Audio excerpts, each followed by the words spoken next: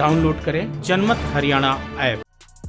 Tikri border पर मासूम युवती के साथ हुई दरिंदगी को लेकर रहस्य गहराता जा रहा है। गैंगरेप पीड़िता के पिता पुलिस को बुधवार को अहम सबूत सौंपने वाले थे, लेकिन इससे पहले ही संदिग्ध परिस्थिति में वह लापता हो गए। पुलिस के पास उनकी कोई लोकेशन नहीं है। पुलिस के अनुसार केस में सबसे अहम सबूत युवती का मोबाइल फोन उसके पिता के पास ही है, लेकिन बुधवार सुबह के बाद उनसे कोई संपर्क नहीं हो पाया। बताया जा रहा है कि बुधवार को कुछ लोगों की फोन पर पीड़िता के पिता से बातचीत हुई थी। उसमें उन्होंने कहा कि वह धरना स्थल पर नहीं है, वह किसी सुरक्षित जगह पर है।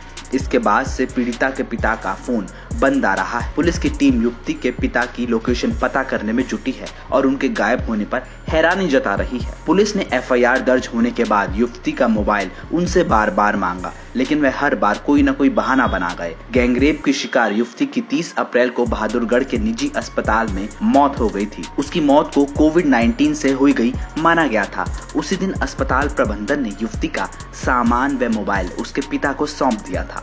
11 अप्रैल को पश्चिम बंगाल से मिलने के बाद युवती आरोपियों से मोबाइल फोन से संपर्क में आई थी। इसके बाद 12 अप्रैल को ट्रेन में हुई छेड़छाड़ की घटना व अन्य बातों के बारे में उसने अपने पिता को फोन पर ही जानकारी दी। आरोपियों के साथ हुई युवती की चैट मोबाइल में है। वहीं जब युवती को आरोपी कहीं लेकर जा रहे थे तो संयुक्त मोर्चा के नेता योगेंद्र यादव से भी बातचीत का रिकॉर्ड इसी फोन में है। पुलिस आरोपियों और युवती की लोकेशन को साबित करने के लिए फोन को अहम कड़ी मान रही है। एसआईटी प्रभारी और डीएसपी बहादुरगढ़ पवन वत्स ने बताया कि पीड़िता के मोबाइल को खंगालने के बाद इस केस में काफी सहायता मिलती।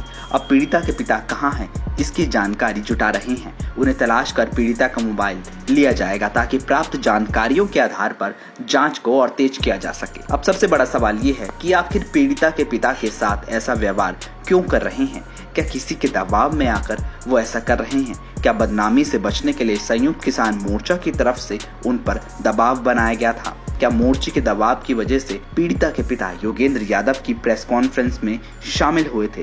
क्या पिता का गायब होना किसी बड़ी साजिश की तरफ इशारा कर रहा है? खुद योगेंद्र यादव मान चुके हैं कि उस मासूम युवती के साथ हो रही हैवानियत की उन्हें पूरी जानकारी थी।